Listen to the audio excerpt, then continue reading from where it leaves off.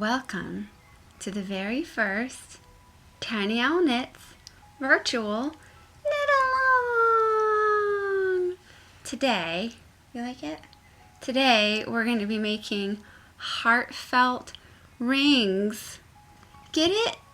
Rings, felted. There are hearts on them. Heartfelt, like you love them. And I may have gone overboard. I made a few. You might not want to wear them exactly like this. This is very unprofessional, actually, and a dirty face to boot. Oh, it's just so rude. Okay, you stay there. And on the back,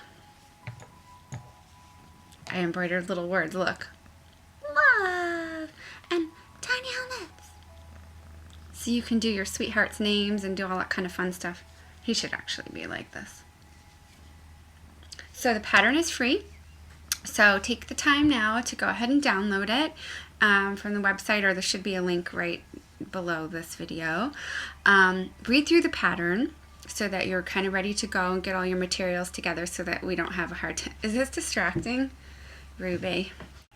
Okay, by now you should have your DPNs ready and your 2 colors of 4-ply wool, fingering weight wool. 100% wool is very important because we're going to turn these little guys into felt.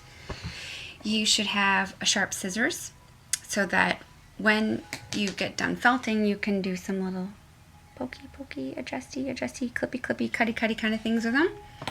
And your embroidery needle, which I keep inside my fairy castle. That's really handy, isn't it?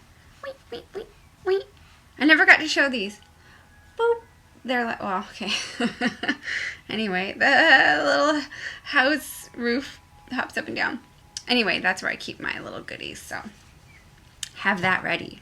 And we're ready to go. It helps if you have sort of a big contrast in the rings. The more contrast, the more the hearts kind of show up. See, that one doesn't show up as well, whereas that one, what? You can see that across the moon. When you're on the moon, like you do. So first thing you're going to do is cast on. You're either going to be knitting small, medium, or large rings. Mine are all small actually, but they fit all my fingers, so it doesn't really matter. Just make an estimation of kind of the size you normally buy at the shops. And go ahead, cast on. I'm going to do 16. Cast on any way you like, because we all get to the same place in the end. You can mess up like crazy on these, and the felting takes care of everything. So, count 2, 5, 2, 10, 2, 15, 16. No way I did it right. 2, 5, 2, 10, 2, 15, 16. I count by 5s. I used to teach choir, and I used to have to count out, 100 sheets of music for 10 times, and my teacher taught me to count by 5s. You grab 2, and then you grab 3 and say 5. So you go 2, 5, 2, 10, 2, 15, 2, 20, 2, 25. It goes so fast, and when you knit, counting your stitches takes up so much time. You just have to get used to counting by 5s. Once you do, super fast. So we cast on. Next thing we want to do is get these puppies in the round. So you're going to slip half of them onto your other DPN, purlwise, which means as if to purl. Slip them over like this. What? Easy as pie. Because pie is very easy. When you've got them split in half, bend them back. Split in half, bend them back. And you're actually in the round. Yay! Your wool is coming from the needle farthest away from you. And this little guy is your first stitch. So bring your yarn forward and knit across these stitches with your 3rd DPN. We are knitting in the round on DPNs. We're only using 3. Some people like to use more. I just like to keep them on 2. It's not too bad. So knit across your first row of stitches. Let's do it together. This is the most uncomfortable chair I've ever sat in my entire life. It's horrible. Okay, I'm ready. I normally knit continental, actually. So I'm going to switch. When I teach, sometimes I knit the other way because it seems like most people knit the other way. We don't want to do what most people do we? Or we can.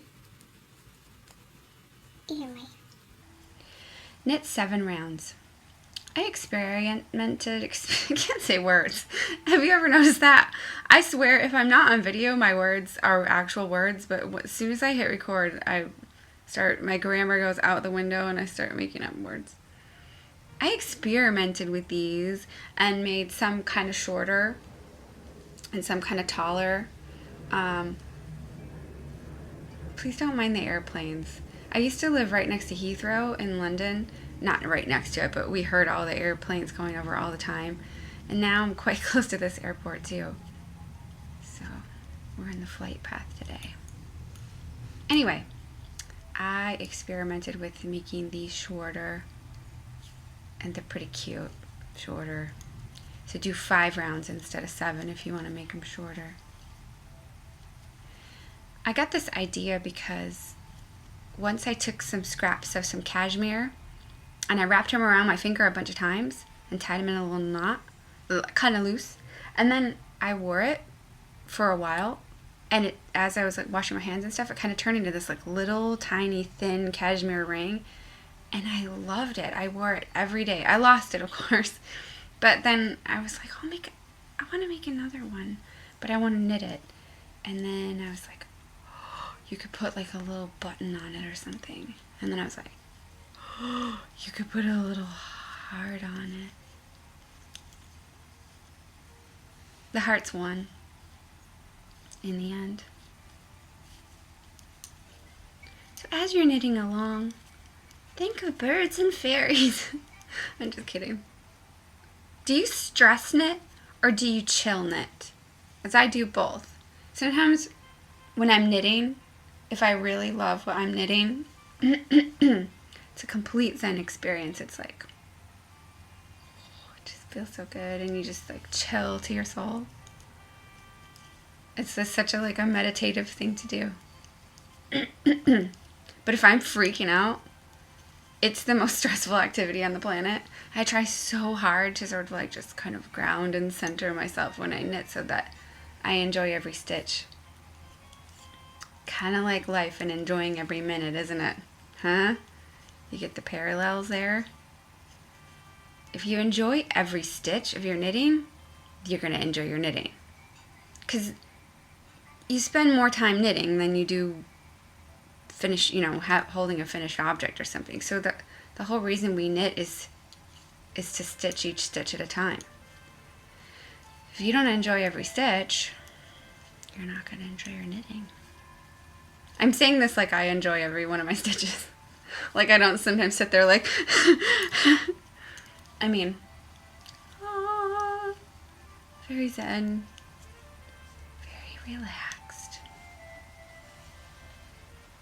It helps if you put on little fairy music in the background. So that you go, la, la, la, la, la. You guys are probably done knitting by now and you're like, is she ever going to catch up? I'm probably going to break this video into 2 parts.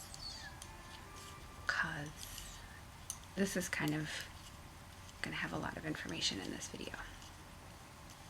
Am I almost there? Am I almost there? 1, 2, 3, 4, 5, 6. Last round. This is going to be a good stocking stuffer for your friends, isn't it? Do you stuff your friends' socks? I guess we don't really, but it's a good quick little... Oh, I forgot. I have to make a little something for someone. Doesn't take long at all. Okay, I've done my 7 rounds. Yay! Have you? Did you understand what I was doing? I'm knitting off these stitches and knitting off these. If you have trouble with this part so far, I am so sorry I didn't mean to leave you behind. I know sometimes a lot of people don't actually knit in the round on DPNs. Go to YouTube and look up knitting in the round on DPNs because there's people that do awesome tutorials. This is more of a knit along. So now, bind off. Do it kind of normal. Don't try to get it too loose or too tight.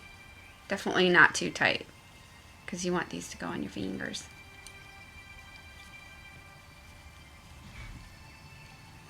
Binding off has got to be my least favorite thing to do.